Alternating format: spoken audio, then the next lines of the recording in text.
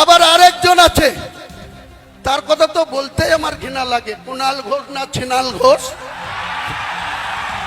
এই কুণাল ঘোষ আবার বলছে ক্ষমতা থাকলে ব্রিগেডে করে দেখা। হ্যাঁ কুণাল ঘোষ, হ্যাঁ মমতা ব্যানার্জি, তোমাদেরকে আগামী জানুয়ারি মাসে আমি ব্রিগেড ময়দানে সভা করে দেখাবো। তোমাদের রাজনৈতিক মৃত্যু ঘণ্টা সেদিন বাজিয়ে দিব কলকাতার ব্রিগেড। পারলে তোমরা ঠেকিয়ে নিও, পারলে হুমায়ুন কবিরকে রুখে দিবা। আমি তারিখ ঘোষণা করছি না, 31শে জানুয়ারির আগেই হবে, জানুয়ারি মাস পার হতে দেব না। কারণ আপনারা জানেন ব্রিগেড মাঠটা সেন্ট্রাল গভর্নমেন্টের আন্ডারে, তাদের এনওসি নিতে হবে। এনওসি তো অনেক কিছু আটকাবার চেষ্টা করবে, সে আমি নিশ্চয়ই চেষ্টা চরিত্র করে যদি আমি এনওসি পাই ব্রিগেডেই।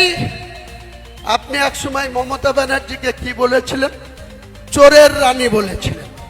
সারদাতে যখন আপনি 3.5 বছর জেল খেটেছিলেন তখন মমতা বন্দ্যোপাধ্যায়ের গ্রেপ্তার চেয়েছিলেন। কে চেয়েছিল? হুমায়ুন কবির চেয়েছিল না কোনো মুসলিম চেয়েছিল? আপনি কুণাল ঘোষ চেয়েছিলেন, মমতাকে চোরের রানী বলেছিলেন। আমি বলিনি, হুমায়ুন কবির বলিনি, বাংলার কোনো মুসলমান সম্প্রদায় মমতা বন্দ্যোপাধ্যায়কে চোর বলেনি, কিন্তু আপনারা বলেছিলেন। আর মমতা বন্দ্যোপাধ্যায় এত গুণবলিতে ভরা, যে যত বেশি গাল দেবে তার অত বেশি প্রমোশন হবে মমতা ব্যানার্জির কাছে। নমস্কার বন্ধুরা, আপনারা দেখছেন রিপোর্টার বাংলাতে। বন্ধুরা, আপনারা অবশ্যই জানেন যে হুমায়ুন কবির তৃণমূলের একজন সাসপেন্ডেড বিধায়ক, মুর্শিদাবাদের ভরতপুরের বিধায়ক তিনি। তো তিনি আজকে নতুন দল ঘোষণা করলেন। তিনি কয়েকদিন আগে বলেছিলেন যে তিনি নতুন দল গড়বেন। তো আজকে তিনি সেই দলের নাম বললেন, সেই দলের নাম হচ্ছে জনতা উন্নয়ন পার্টি। তো তিনি যখন এটা ঘোষণা করলেন তারপরে তিনি প্রচুর আক্রমণ করেছেন রাজ্যের মুখ্যমন্ত্রী মমতা বন্দ্যোপাধ্যায়, অভিষেক বন্দ্যোপাধ্যায় সহ তৃণমূলের প্রচুর নেতাকর্মীদের। তিনি বাদ দেননি কুণাল ঘোষকেও। আপনারা অবশ্যই জানেন যে কুণাল ঘোষ এমন একজন ব্যক্তি এই মুহূর্তে এই রাজ্যের সবথেকে মানুষ সকাল ঘুম থেকে ওঠা থেকে শুরু করে রাত্রে ঘুমানো পর্যন্ত যাকে সব থেকে বেশি গালি দেয় সেই মানুষটির নাম হচ্ছে কুণাল ঘোষ। সেই কুণাল ঘোষকে নিয়ে কি বললেন হুমায়ুন কবির, আপনারা পুরো ভিডিওটা দেখলেন।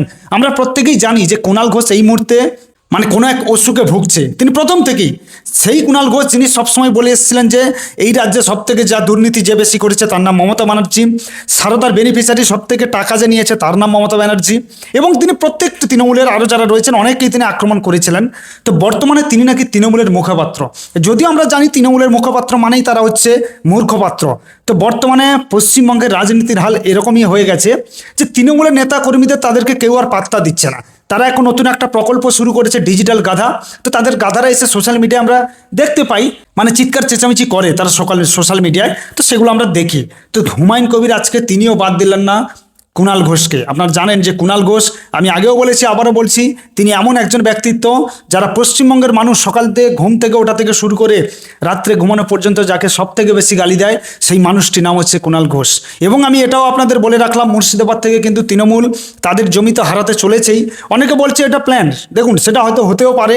মমতা ব্যানার্জি এইগুলোই করে তিনি রাজনীতি, অনেকদিন থেকে তিনি রাজনীতি করছেন। তিনি জানেন যে উন্নয়ন করে কোনোদিন কিছু হবে না, তার কারণ বিজেপি সরকার তাদের উন্নয়নের ধারা দিয়ে মানুষের মন জয় করেছে। কিন্তু তৃণমূল একটা জিনিস দেখেছে যে এই রাজ্যে থাকতে গেলে মানুষকে উন্নয়ন নয়, মানুষকে টাকা দিতে হবে। তাই তিনি কি করছেন, 500 টাকা 1000 টাকা করে দিচ্ছেন। তাই তিনি কি করছেন, মানুষকে ভয় দেখিয়ে তাদের ভোট কিভাবে নিতে হয় সেটা তিনি ভালোভাবে খুব রপ্ত করেছেন। ভোট যত এগিয়ে আসবে, আমি আবারও বলছি, মমতা ব্যানার্জির নাটক শুরু হবে, বিরোধীদের আক্রমণ করবে এবং নিজের দলের কর্মীদেরকে মেরে নাম দেবে কিন্তু বিরোধীদের। যদিও আরও অনেক প্রচুর খারাপ কাজ ওরা করবে। তো মমতা ব্যানার্জির সেই নাটক দেখার অপেক্ষায় আমরা বসে আছি। সেই হুইল চেয়ার, সেই পা ভাঙা, সেই মাথায় ব্যান্ডেজ, এগুলো আমরা হয়তো আবারও দেখতে পাবো। যাই হোক, কুণাল ঘোষকে যে পুরো ধুইয়ে দিয়েছেন হুমায়ুন কবির, সেটা দেখে সত্যিই খুব ভালো লাগলো এবং কোথাও গিয়ে মনে হয়েছে যে আপনাদের একটু জানিয়ে দিই খবরটা। তো যদি আপনাদের ভালো লেগে থাকে অবশ্যই আমার চ্যানেলটি সাবস্ক্রাইব করবেন। সবাই ভালো থাকবেন, সুস্থ থাকবেন।